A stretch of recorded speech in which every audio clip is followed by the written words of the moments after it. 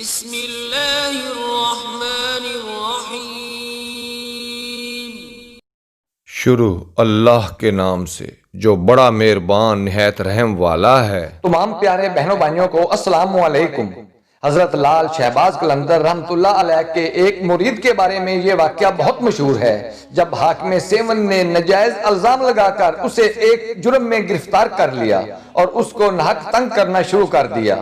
ایک رات حضرت لال شہباز قلندر نے عشاء کی نماز ادا کی، پھر خدمتگاروں کی موجودگی میں اپنے اس شاگرد کو مخاطب کرتے ہوئے فرمایا جو راجہ جیر جی کی قید میں تھا اور کئی مہینے سے دردناک سزائیں برداشت کر رہا تھا، بودلا اب تم ہمارے پاس چلے آؤ، ہماری آنکھیں تمہیں دیکھنے کے لیے بے چین ہیں۔ خدمتگار حیران تھے کہ پیر و مرشد کسے پکار رہے ہیں، بودلا کون ہے اور کہاں رہتا ہے؟ خادموں کو حیرت زدہ پا کر حضرت لال شہباز قلندر نے فرمایا بودلا ہمارا مرید ہے اور تمہارا بھائی ہے، وہ ہمارے حکم پر سیون آیا، مگر یہاں کے جابر حاکم نے جھوٹا الزام لگا کر اسے قید خانے میں ڈال دیا ہے، مگر آج رات زندہ کی دیواروں میں گہرے شگاف پڑ جائیں گے اور تمام زنجیریں کھل کر زمین پر گر پڑیں گی، بودلا بس آنے ہی والا ہے۔ ادھر حضرت لال شہباز قلندر کی زبان مبارک سے یہ کلمات ادا ہوئے اور ادھر بودلا کا زخمی جسم اچانک زنجیروں سے آزاد ہو گیا۔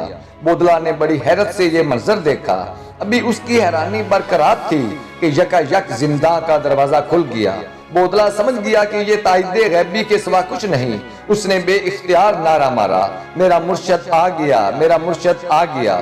شدید زخمی ہونے کے سبب بودلا کی ناتوانی انتہا کو پہنچ چکی تھی، مگر زنجیروں سے آزاد ہونے کے بعد اسے اپنے جسم میں نئی توانائی محسوس ہونے لگی۔ وہ تیزی سے اٹھا اور کمرے سے باہر نکل آیا، قید خانے کے میدان سے گزر کر صدر دروازے کی طرف آیا تو زندہ کی بلند دیواریں اس کا راستہ روکے کھڑی تھی۔ بودلا نے حسرت سے دیواروں کی طرف دیکھا، یکا یک ایک دیوار شک ہوئی اور اس میں گہرا شگاف پڑ گیا۔ بودلا نے زوردار نعرہ مارا اور شگاف سے گزر کر باہر آ گیا۔ پھر اسے مرشد کی آواز سنائی دی، بودلا اسی رستے پر چلے آؤ، ہم تمہارا انتظار کر رہے ہیں۔ بودلا نے حیران ہو کر چاروں طرف دیکھا، مگر دور دور تک کسی کی موجودگی کے آثار نہیں تھے۔ وہ اپنے مرشد کی آواز کو پہچانتا تھا، آخر اسی آواز کے سہارے چل پڑا۔ ابھی تھوڑا ہی فاصلہ طے کیا ہوگا کہ بودلا کو چند خیمے نظر آئے، پھر وہ غیر ارادی طور پر ایک خیمے میں داخل ہو گیا۔ یہ اس کے مرشد کا خیمہ تھا۔ بودلا نے حیران ہو کر شیخ کی طرف دیکھا، پھر والہانہ انداز میں آگے بڑھا اور مرشد کے قدموں سے لپٹ کر رونے لگا۔ حضرت لال شہباز کے دوسرے خدمتگار بھی ایک اجنبی شخص کو خیمے میں داخل ہوتے دیکھ کر اس کے گرد سمٹ آئے تھے۔ بودلا ہچکیوں سے رو رہا تھا اور مرشد اس کے جسم پر ہاتھ پھیرتے ہوئے نہایت شفیقانہ لہجے میں فرما رہے تھے، بس تمہاری آزمائش ختم ہوئی، تم سرخرو ٹھہرے اور تمہارے دشمن ہلاکت کو پہنچے۔ خدمتگاروں نے دیکھا کہ اجنبی شخص کے پورے جسم پر زخموں کے نشانات تھے اور جگہ جگہ سے گوشت نچا ہوا تھا۔ حضرت لال شہباز نے اپنے خدام کی طرف دیکھ کر فرمایا یہی تمہارا بھائی بودلا ہے، اسے حاکم سیون نے ناحق ستایا ہے، انشاءاللہ وہ بہت جلد اپنے عبرتناک انجام کو پہنچے گا۔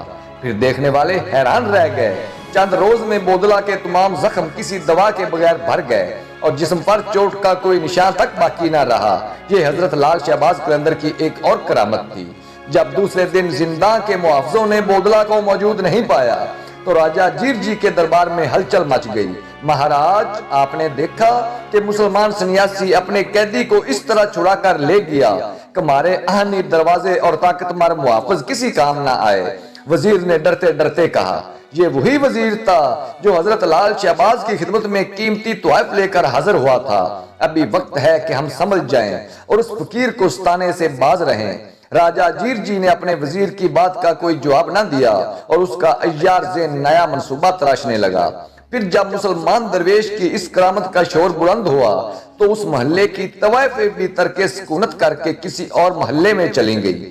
طوائفوں کے رخصت ہوتے ہی شیخ نے اپنے خدمتگاروں کو حکم دیا ان مکانوں کو ڈھا دو اور زمین کو ہموار کر دو۔ محترم دوستو، اگر آپ کو ہماری یہ اہل بیت سے متعلقہ کاوش پسند آ رہی ہے تو اگر آپ مناسب سمجھیں تو جنید مرتضیٰ چچر کو سبسکرائب کر کے حوصلہ افزائی کر سکتے ہیں تاکہ ہم اہل بیت اور تصوف سے متعلقہ مزید ویڈیوز بھی آپ کے لیے لا کر آپ کے اور اپنے خود کے ایمان کو تازہ کر سکیں۔ السلام